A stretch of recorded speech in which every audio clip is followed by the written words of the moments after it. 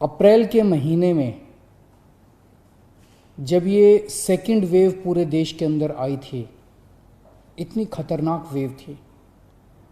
दिल्ली सबसे पहला राज्य था जिसने, हम सब लोगों ने ये देखा कि ये वेव बहुत खतरनाक है, और सबसे पहले लॉकडाउन देश के अंदर दिल्ली में लगाया गया। उस वक्त ऐसा लग रहा था जब ये वेव आई थी और इतनी तेज़ी से केसेस बढ़ रहे थे कि पता नहीं ये वेव कितने दिन चलेगी, इस वेव से जीत पाएंगे नहीं जीत पाएंगे, कैसे होगा, क्या क्या होगा। लगभग 1 महीने के अंदर आप सब लोगों के, दिल्ली के लोगों के अनुशासन और दिल्ली के लोगों की मेहनत और संघर्ष की वजह से आज कोरोना की ये वेव, जो कि सबसे खतरनाक थी अभी तक, ये कमज़ोर होती नज़र आ रही है। अप्रैल के महीने में एक दिन ऐसा आया था जब संक्रमण दर 36% पहुंच गई थी। यानी कि 100 लोगों की हम टेस्टिंग करते थे तो 36 लोग उसमें पॉजिटिव मिलते थे।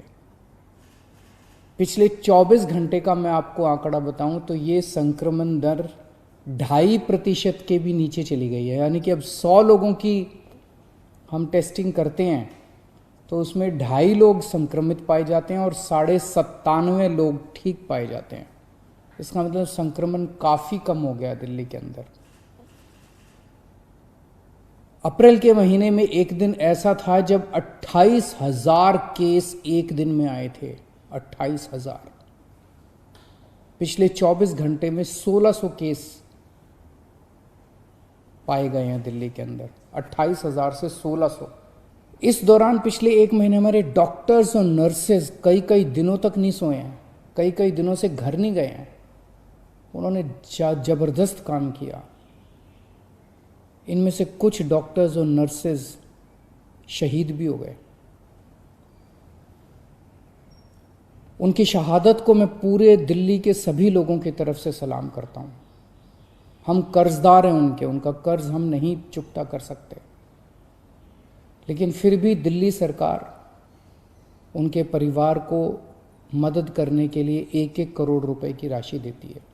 तो पिछले 24 घंटों में मैंने खूब लोगों से पूछा, तो एक आम राय ये बन रही है लोगों की कि 1 हफ्ते के लिए लॉकडाउन और बढ़ा देना चाहिए। अगले सोमवार 31 तारीख की सुबह 5 बजे तक के लिए लॉकडाउन बढ़ाया जा रहा है।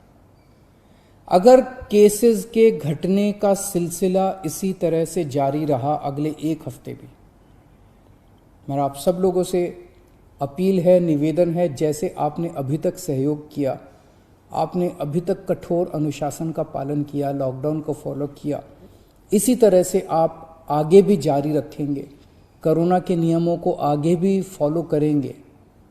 अगर इसी तरह से केसेस के कम होने का सिलसिला जारी रहा तो 31 तारीख से फिर हम अनलॉक की प्रक्रिया चालू करेंगे। एकदम से अनलॉक करना ठीक नहीं रहेगा, तो वो भी धीरे धीरे कुछ गतिविधियों को 31 तारीख से फिर हम खोलना चालू करेंगे। इस वक्त हमारी सबसे टॉप प्रायोरिटी है कि किस तरह से दिल्ली के 2 करोड़ लोगों को वैक्सीन जल्द से जल्द लगाई जा सके। हमने दिल्ली में सारी व्यवस्था बना ली है कि 3 महीने के अंदर दिल्ली के सब लोगों को हम वैक्सीन लगा सकते हैं, लेकिन वैक्सीन की कमी है, पूरे देश के अंदर कमी है। कहा जा रहा है कि तीसरी वेव आएगी। हमें तीसरी वेव का पूरी शिद्दत के साथ तैयारी करनी है। तो हमारी पहली प्राथमिकता तो ये है कि वैक्सीन लग जाए। अगर वैक्सीन लग गई तो शायद तीसरी वेव ना आए। अगर वैक्सीन सबको लग गई तो शायद तीसरी वेव से हम लोग बच सकें।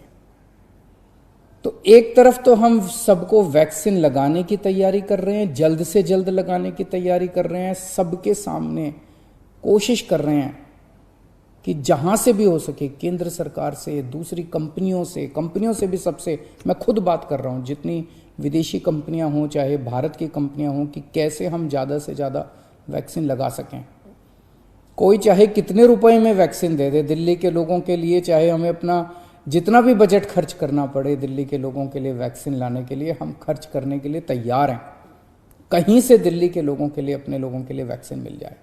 तो एक तरफ हमारी ये तैयारी चल रही है और दूसरी तरफ खुदा ना खास्ता तीसरी वेव आती है तो हम उसकी सारी तैयारियां कर रहे हैं। कितने बेड जरूरत पड़ेगी, कितने और आईसीयू बनाने की ज़रूरत है, कितनी और ऑक्सीजन की ज़रूरत है, ऑक्सीजन टैंकर खरीदने की ज़रूरत है, ऑक्सीजन के स्टोरेज टैंक बनाने की ज़रूरत है।